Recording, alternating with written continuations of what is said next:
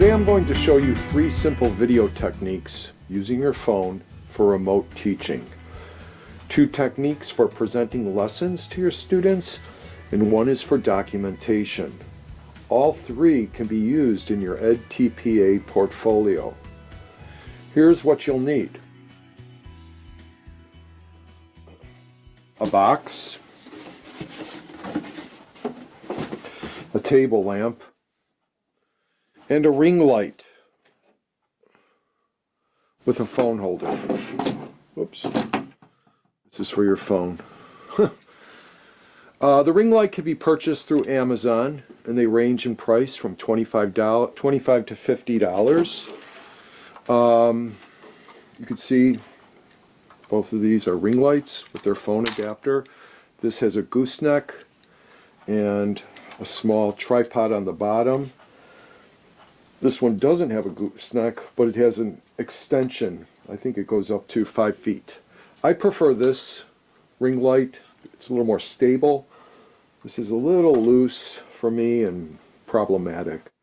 So I would invest the extra $10, $15 and get one of these. However, these are really beneficial and make the job so much easier. And you'll see why as I demonstrate how to do this. Okay.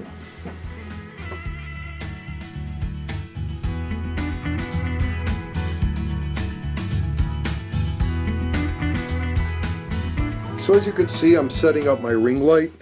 Put the cord in, I have it all plugged in. Turn it on. What's nice about this is too, it really highlights the face beautifully. I have my phone positioned correctly. I checked it. I could actually see myself because I flipped the screen on the phone, and so I'm not going to tape it. I'm going to turn it on. And you would use this technique when presenting to your students the information, lesson objectives, outcomes, and so forth. Okay? I think this is a great tool. And as I said, these ring lights make it a lot easier than having to find some way to manipulate your phone and position it.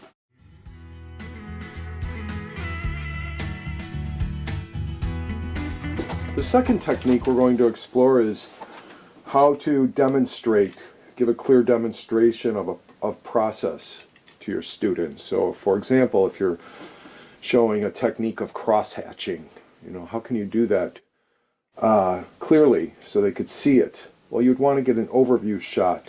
So we're going to take a box and turn this into a table. Now, the reason why I'm cutting out sides is because we want as much light coming in as possible. Now, be careful when you're doing this. You're using a utility knife.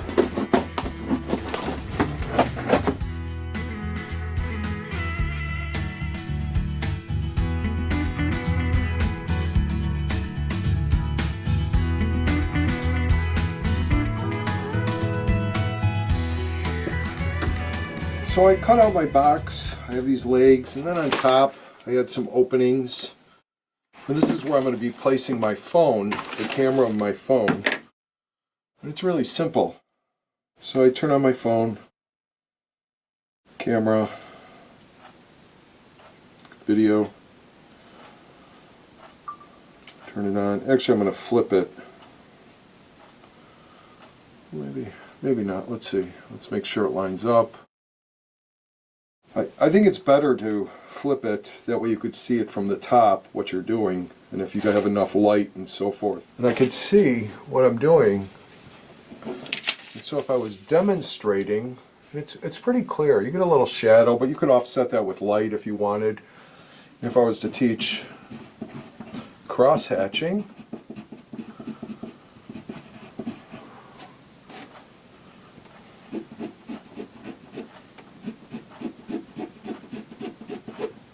is a technique.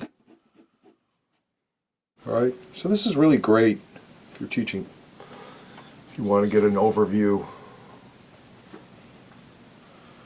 to show the students various techniques.